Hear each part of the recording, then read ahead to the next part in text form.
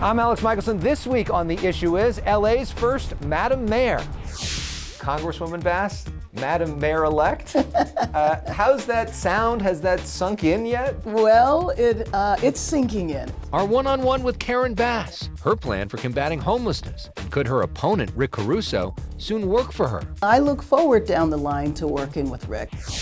Then we head to a special conference at USC where we speak with some of the top political minds in America. This was one of the most interesting midterms we've ever had. Republicans Mike Murphy and Reince Priebus, Democratic strategists James Carville and Bob Shrum, Pod Save America host Jon Favreau, and former Senator Barbara Boxer. The Issue Is starts right now. Broadcasting across California, you're watching The Issue Is. We're reporting this week from the congressional office of Congresswoman Karen Bass. Soon she'll be moving out of here and into City Hall as LA's first female mayor. I'm Elex Michaelson. Welcome to The Issue Is. We have been following the LA's mayor's race literally from the start. We did Congresswoman Bass's first interview on the first day of her campaign and the last interview on the last day of her campaign when she was with Vice President Harris.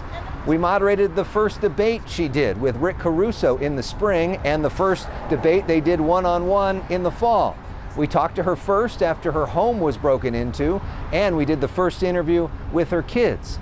And now we've come to her office for our first conversation with her as mayor-elect. Congresswoman Bass, Madam Mayor-elect. How's that sound? Has that sunk in yet? Well, it's sinking in. It's beginning to sink in. But every time I hear it, it's definitely daunting, and I'm just very excited. I mean, was there a moment where you're like, oh my God, I'm going to be the mayor? I think it was the moment that Zach came in and said, they called it. And I was like, they called what? Yeah. He said, you're the mayor. Yeah, and Zach is your communications guru. Yes, and who will be with me in City Hall. And you were in this office, yes, right? Yes, and then saw it on TV. Yes, I still have this day job. Yes, yeah. and you know, we've talked a lot over this campaign and done a lot of interviews, but my favorite interview was the one that we did with your kids. And Yvette, your daughter, told me that last year, she came to you and said, you should run for mayor, and you told her, you're crazy. Exactly. She's not looking so crazy now, right? That's right. How do you wrap your head around this, where you literally thought this could be an impossibility, and now you're actually here? Exactly. Well, she definitely continues to point that out. But you know, I just didn't see it. It wasn't something that I was planning. I think most people, when they take on something like this, they've thought about it and planned it for a number of years, but I didn't. But what drew me in, as you well know, was I was just compelled to address what's happening in Los Angeles. And so I am ready to get to work and get to work on day one, and I'm going to work extremely hard. We know this was a contentious race. Yes. Rick Caruso, there was a lot of support for him too. Yes. And there was an article by Erica Smith, the LA Times columnist, suggesting that he should maybe be the housing czar, and this idea that he knows how to build, and that the two of you as a coalition would really send a strong message to LA. Does Erica Smith have a point? Oh, she absolutely has a point, and I look forward down the line to working with Rick. Absolutely. As you well know, we had a fine relationship before, and I viewed a political race like an athletic competition. Both teams fight against each other as hard as they can, but when the race is over, it's over. And so down the line, I absolutely would look forward to working with him. But what I have to focus on right now is pulling an administration together, because we have a very short time frame. It's not like you could do interviews and begin to hire people or make job offers before you even know whether you got the job. So I literally have 3 weeks, and I want to pull my administration together. I want to launch a 100-day plan, and I absolutely will look to see if he is open. I am certainly open. So, I mean, but have you guys spoken since that concession call, and would you consider him for a big job right now as part of that administration? We have not spoken since then, and I'm really just trying to pull my administration together. So whether or not, you know, he would even be interested in a big job, you know, we have to see. Seems like one of the only big-time Democrats who didn't endorse you was Governor Gavin Newsom. Yes. Have you spoken to him since this? We have texted each other, but I haven't spoken to him. But we actually are arranging a call with each other right now, because his text message to me was definitely saying he wants to be helpful, and I need help. And I know you've also met with the current mayor, Eric Garcetti. What was his main message to you? Yes. Oh, his main message was definitely of support, anything he can do to help make this a smooth transition. And, you know, I know if he doesn't go off to India soon, I know that he will be there for me, and I look forward to his assistance. But I also received a call from Air Force One and Air Force Two. Both the president and the vice president were traveling to and from Asia, ironically, and they both called me to tell me, one, to congratulate me, but to also say that they will be there to help Los Angeles. And how key do you think was their support? Because it's not every mayor's race gets the president and the vice president to come to the city and campaign with the person. And the former president, right? You know, President Obama. I think it was very important because, as you said, on that level, they don't endorse in mayoral races. But I think and I hope what it demonstrated to Angelenos is that I have the relationships, and we need all of those relationships to help Los Angeles. We cannot do it on our own. Of course, we need money, but we also need regulatory relief, and that can only occur on different levels of government. What actually changes, though, in real people's lives on day one when you take over? Well, on day one, a message is what people will hear. But I will lay out a 100-day plan, and that 100-day plan will involve identifying some of the most challenging encampments around the city and getting those people housed. I think it's critically important that people visibly see a difference. It's not just enough to tell them that something happened, that something has changed. They need to be able to see it, feel it, and touch it. So your first priority is cleaning up encampments? The first priority will be identifying some of the most challenging encampments. I'm not saying they're going to go away in 100 days, but I am saying that we are going to target throughout the city a number of the most challenging ones and get people housed, not just move them away, because that's something that has always concerned me, and you know that. It's not enough, I mean, it actually doesn't do much of anything if you move the encampment 3 blocks away, or if you move it all the way to the other side of town. The point is to get people housed. But the other thing that I'm concerned about is that the money that came in for COVID relief, some of it is running out. And I'm worried that we might actually have a spike in homelessness when people who are currently housed in motels and hotels are told they have to leave. And last question, when you put that hand on, I guess, the Bible or whatever you swear in on, and you take that oath and you become the first woman and the second African American, and people see you in that role, what is that moment going to mean to you, and what do you think that moment means to this city? Well, I hope to the city it means that we can have a change and people can be hopeful, because our city has been in a situation that is negative, and it's just been one hit after another, whether you're talking about what happened in city council, what people see on their streets, the fact that it's so difficult to live here. So I hope when they see me that they feel a renewed sense of hope in our city. And for me, it is a tremendous responsibility, and a responsibility that is daunting, but a responsibility that I'm just extremely honored that I'll have an opportunity to have. Well, Madam Mayor-elect, thank you for being so kind during this process. And it is great to interact with a person of integrity in this way. And Thank you. Best of luck to you in this new role.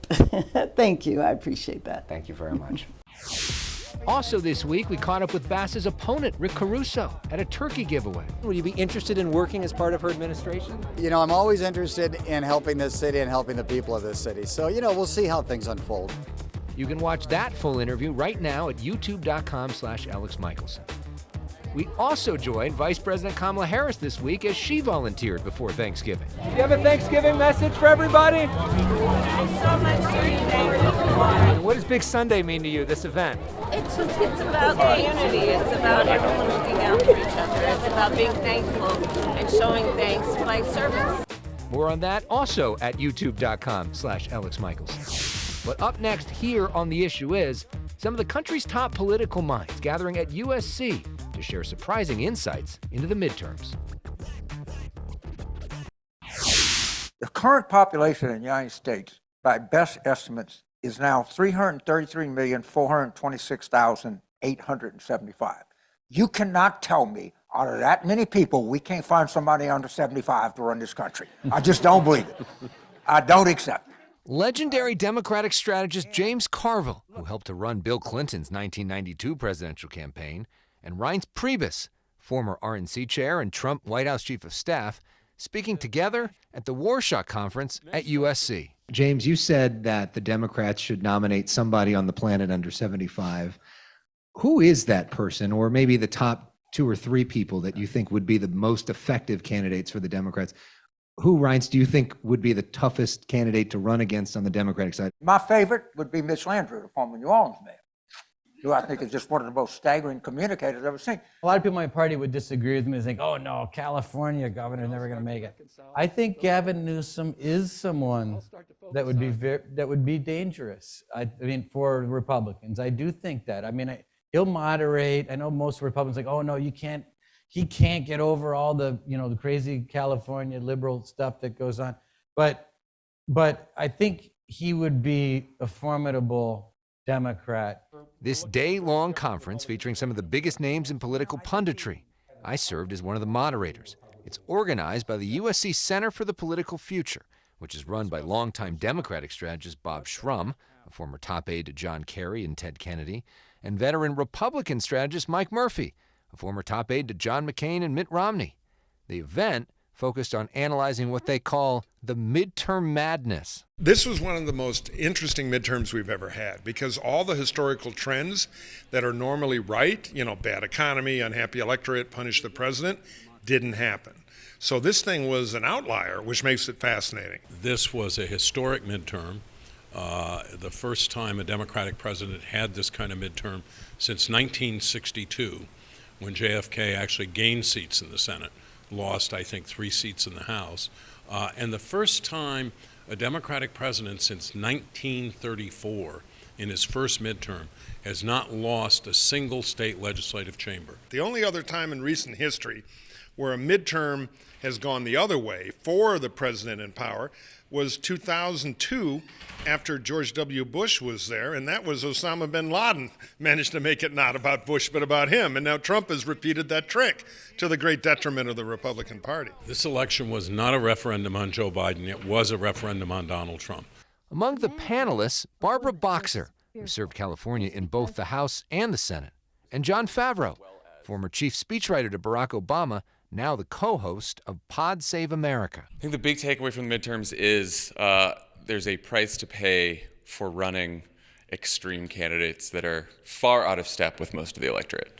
And I think that's the price that a lot of the Republican candidates paid in the midterm. To me, the biggest takeaway is the young people made the difference in these key races. And it turns out they don't like insurrections. They like democracy, they like control over their own bodies, and they want hope, and they want people to be treated with dignity. What would you say is your big takeaway from the midterms? Return of the swing voter. Independents really kind of broke of the incumbent party, which rarely happens. And the chairman and I were talking, it was about 7% more Republicans voted Democratic than 2% Democrats voted Republican. And the actual turnout was pretty favorable to the Republicans. And so we had forgotten about the swing voter, but they asserted themselves. Do you think that's also the case, that the swing voter is back? Well, certainly they made the difference. And we live in a hyper-polarized country right now where people are in their corners more than ever before. You have states like Wisconsin where you've got polling at 48-48 with just 4% in the middle, and the parties are spending almost $300 million fighting over 80,000 people. So when you have that little slice in the middle, I think the Democrats just throttled us in university towns and did a good job on wedge issues, and it only takes a little bit to win, and I think they did a good job of it. America's comeback starts right now. Days after the midterm, your old boss, Donald Trump, who you were chief of staff to, announces he's running for president again. What do you make of that, and what do you make of him as a candidate now? Well, I mean, he's got a voice. I mean, there's a clearly. I mean, he represents, for a lot of people, they've had enough, and he's going to have a voice. But I also think that clearly there's going to be a primary. And I think you're also seeing people in the Republican Party saying, you know what, a big primary is a good thing. We want to hear from everybody. So I think that's a change, too, because 2 weeks ago, you were hearing, maybe Ron DeSantis is going to get in, but maybe in the end he probably wouldn't if Trump gets in. Well, that election also created a situation where now it looks like there's going to be a big primary. He's back. Donald Trump is there again. Man. What do you make of his announcement and the fact that he's doing this? I mean, I'm not surprised that he's doing it because I think he has sort of like a bottomless well of need to be in public life and to be in the spotlight. But the announcement was interesting because I think they wanted to keep him on message, so he read a prompter speech. But he's always very low energy and sort of bored when he reads a speech because I think he's never found a speechwriter who actually knows his voice. So in an attempt to keep him on message, he also just seemed bored. It was a pretty low energy affair, I thought. You literally ran a group called Republicans Against Trump. Do you feel like you're getting more company now? What do you make of this moment? Is the party ready to move on, and are the voters ready to move on? Well, as we say, the phones are ringing off the hook. We've been to this movie. We said this guy is poison. We're going to lose the election. We did it in 18. We did it in 20. Now third time's the charm. I can feel that Republican voters at every level, some still like Trump, but everybody wants to move on. So we're in a very different political world, particularly for President Trump, than we were 30 days ago. Up next, thoughts on Nancy Pelosi's legacy from some who know her best. For me, the hours come for a new generation to lead the Democratic caucus that I so deeply respect. Nancy Pelosi's decision to leave her Democratic leadership post was a hot topic at the Warschaw Conference at USC that I helped to moderate.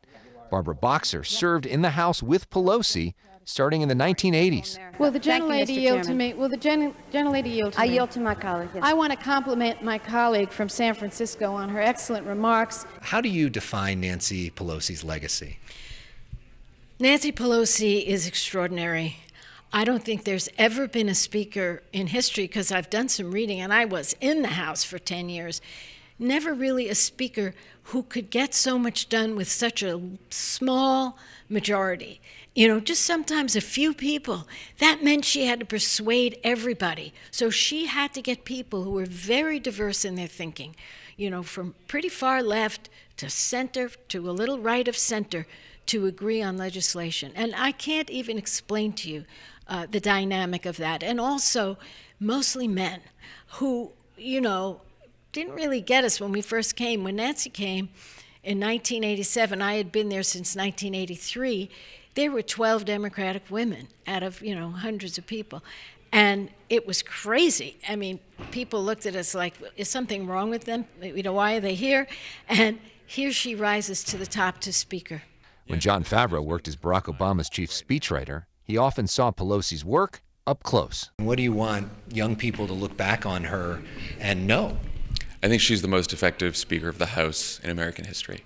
I think the sheer amount of legislation she has been able to shepherd through Congress, it's just unbelievable being able to keep a caucus together like that.